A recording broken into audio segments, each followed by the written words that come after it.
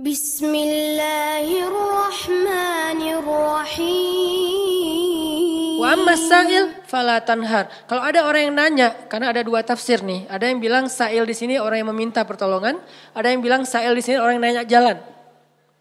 Kalau ada yang nanya jalan ke kamu, lalu kamu menunjukkan jalannya, maka Allah juga akan wa wajadaka dhallan fahada.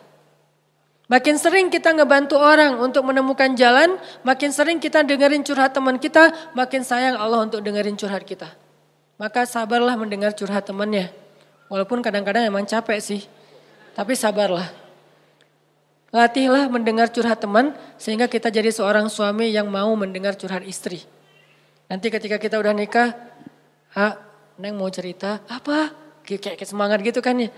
Iya tadi ada cerita sama teman-teman gini-gini. Kita jadi pendengar yang baik, bukan langsung kita patahkan. Kenapa? Karena udah terbiasa di kos-kosan jadi tempat curhatnya teman-teman sekos-kosan. Sampai ibu kos juga curhatnya ke kita gitu. Iya itu yang kamar sebelah suka telat aja bayar kos-kosan. Iya ya bu, saya juga gitu ya bu. Kamu gak apa-apa soalnya kamu udah dengerin curhat. Gitu. Ya pokoknya jadi orang yang wa ammasaila fala tanhar. Jadi kalau ada orang yang nanya ke kita, minta pertolongan ke kita, kita berusaha untuk membantu dia, Allah juga akan berusaha membantu kita. Contohnya Nabi SAW. Nabi itu kalau ada yang minta tolong gak pernah nolak. Kalau beliau gak bisa nolong sendiri, beliau akan cari orang untuk nolong dia baru ditinggalin. Jadi gak ada yang datang langsung Nabi maaf ya gak bisa. Mungkin kita gak bisa gitu-gitu amat lah ya, tapi berusaha. Gak semua kasus kita bisa ambil. Tapi ada satu dua yang kadang-kadang kita kayak berjuang banget. Ada banyak orang yang mengetuk pintu rumah kita, yang nelpon ke nomor kita, yang datang kepada kita minta tolong. Mungkin di antara sekian banyak, jangan semuanya ditolak. Harus ada satu dua yang kita ambil, entah kenapa pokoknya Allah yang pilihkan dia untuk kita. Terus kita coba tuntaskan hajat dia sampai selesai. Siapa yang meringankan hajat saudaranya di dunia, Allah ringankan hajat dia di dunia dan di akhirat. Balasannya bukan cuma di dunia, bahkan di akhirat. Sehingga ketika kita di akhirat nanti bingung di padang mahsyar itu kan perjalanan jauh banget ya. Kebayang gak sih dari sini ke Palestina itu jalan kaki? Kok Palestina Ustadz? Karena tempat berhisab itu adalah negeri Palestina. Ini salah satu keutamaan dari negeri Palestina itu adalah mim makanin qarib yang Allah sebutin di Al-Quran. Arti makanin qarib, tempat yang dekat itu adalah Palestina kata ulama tafsir. Sehingga nanti sidang Allah itu di padang mahsyar adanya di negeri Palestina. Negeri Palestina dari Indonesia jaraknya jauh padahal buminya masih segini. Sedangkan bumi mahsyar beribu-ribu kali lipat lebih besar daripada bumi ini. Berarti jaraknya ribuan kali lebih jauh daripada yang sekarang. Kita meninggal di Indonesia, dikuburin di Indonesia. Nanti ketika kita bangkit, kita harus jalan ke Palestina. Palestinanya udah berapa ribu kali lipat lebih jauh dari yang sekarang. Jalan kaki teman-teman. Gak ada petunjuk sama sekali. Arahnya sudah berganti, kiblat atau timur barat udah berubah. Gimana cara kita menemukan spot hisab? Susah banget kan? Kalau enggak karena Allah wa wajadaka dhallan fahada. Dulu di dunia kita sering nolongin orang, sering nunjukin arah ke orang lain, sering bantuin orang di jalan, sering bantu orang ketika kesusahan. Allah bantu nanti kita di akhirat. Sehingga tiba-tiba dikasih kendaraan, kita kayak kasih tumpangan buat teman, itu enggak ada yang kelewat sama catatan Allah. Kamu kan dulu pernah ngasih tumpangan ke teman kamu pulang taklim. Padahal kamu pulangnya ke Padalarang, dia ke Cilenyi, kamu anterin dia dulu. Akhirnya balik lagi ke tengah gak sampai Padalarang, nginep di TSB. Gak kuat gitu ya. Tadinya nanyanya sih kayak serius gitu. Pulang kemana saya anterin. Oh boleh. Udah aja naik motor kemana Cilenyi. Ngomong dari tadi. Kan beda arah timur dan barat. Nah kamu pernah ngelakuin itu di dunia. Nanti di akhirat tiba-tiba Allah yang ngasih kita tumpangan. Dan tumpangan dari Allah sebaik-baik tumpangan kendaraan cahaya. Sehingga dari Indonesia ke Palestina itu hanya sekejap mata saja.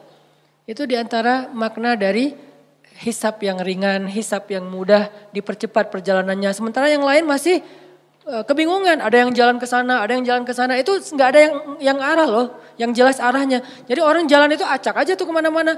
Bisa ribuan tahun nggak sampai ke tempat hisab, belum dihisab tuh. Untuk sampai ke sana aja ribuan tahun. Kok malaikat gak ngasih tahu sih kalau kita salah jalan? Karena kita di dunia juga gak pernah ngasih tahu orang kalau dia salah jalan, dibiarin aja. Malah ada yang sengaja nyesatin lah gitu. Kalau mau jalan ke Dago lewat mana? Itu aja lewat ini nanti Gatot Subroto tembus aja ke Soekarno-Hatta, udah gitu Buah Batu, terus aja ke sana. Itu mah Banjaran ya. Nah ini artinya nanti pas kita naik malaikat mau ke tempat hisab, tempat hisab, balik lagi aja ke belakang, kamu udah kejauhan. Tapi malaikat gak gitu-gitu juga sih. Paling-paling malaikat cuek ninggalin kita gitu. Akhirnya kita terkatung-katung. Ini makna terkatung-katung. Istri kita bangkitnya bareng. Kenapa bangkitnya bareng? Karena kita pengen dikuburin satu liang lahat. Cinta sejati gitu kan. True love and endless love lah. Pas meninggal wasiat aku pengen dikuburin sama kamu. Udah aja dikuburin satu liang lahat. Pas bangkit noleh juga enggak teman-teman.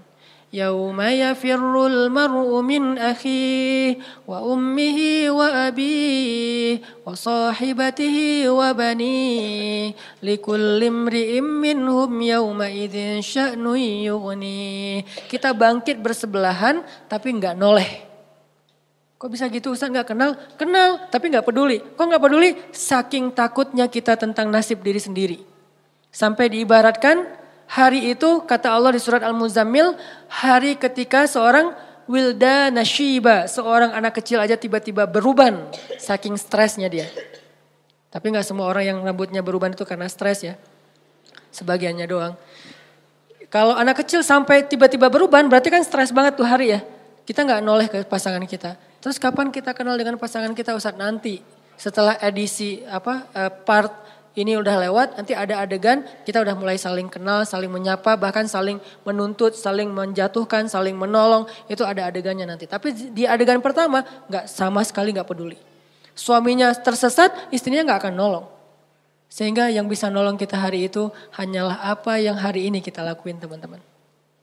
Sehingga kalau kita nemuin ada sa'il itu bisa orang yang minta tolong, bisa orang yang nanya jalan, fala tanhar. Jangan bikin dia kecewa, jangan sakitin hatinya. Kalaupun kita nggak bisa bantu dia, minimal jangan sampai kita manna wal adza, menyakiti dia dengan kata-kata kita. Jangan. Setidaknya kita kalau nggak bisa tolong pun ya sudah, ya nggak bisa nolong aja. Jangan udah nggak bisa nolong, nyakitin lah gitu. Kayak kita nggak bisa nolong teman-teman di Palestina. Ya udah jangan ngomong ngapain sih jauh-jauh. Udah nggak usah. Kalau pengen nolong yang dekat-dekat silahkan.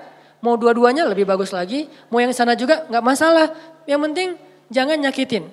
Jangan kita beranggapan bahwa yang di Palestina itu jauh nggak perlu ditolong. Yang di Suriah itu jauh nggak perlu ditolong. Padahal kondisi mereka itu luar biasa memprihatinkan. Bahkan dahsyat sekali keadaan mereka. Tapi kita udah nggak nolong, ngomong lagi. Jadi kalau mereka dengar kasihan. Perasaan mereka kayak gimana gitu. Ya udah jangan. Termasuk orang di sekeliling kita, keluarga besar kita. Kadang-kadang ada kakak adik kita yang minta tolong. Kita kayak sebel gitu sama dia. Giliran butuh aja lo minta tolong. Jangan, udah aja diem. Kalau kita gak mau nolong atau gak bisa nolong, diem aja. Kenapa? La tanhar. Jangan sakiti orang yang meminta pertolongan. Sehingga nanti al-jaza min jinsil amal. Allah juga akan membalas kita dengan cara yang sama. Na'udzubillah min dzalik. Wa amma bi ni'mati rabbika fahadis. Nikmat Allah sampaikanlah. Maksud menyampaikan nikmat Allah itu ada banyak. Salah satunya adalah kita bicarakan kebesaran-kebesaran Allah. Allah tuh baik banget, Allah gini. Sehingga dengan pembicaraan kita, orang yang mendengar jadi semakin yakin sama Allah. Kayak tadi cerita saya di Thailand, simple sebetulnya. Cuman hal yang sepele banget. Tapi itu bagian dari tahadus bin ni'mah. Tujuannya apa? Tujuannya biar kita yang mendengar makin yakin sama Allah. Makin bergantung sama Allah, makin taat di jalan Allah. Itu namanya wa amma bi ni'mati rabbika fahadits. Jadi teman-teman 3 ayat terakhir itu ada 2 angle yang kita bisa lihat. Satu, ternyata kalau kita pengen dapat satu kebaikan, maka tanamlah kebaikan yang sama di ketika kita bisa, nanti saat kita butuh Allah akan membalas kita dengan kebaikan yang sejenis. Syukran ya Rabbi, syukran, hadaita qalbi, syukran.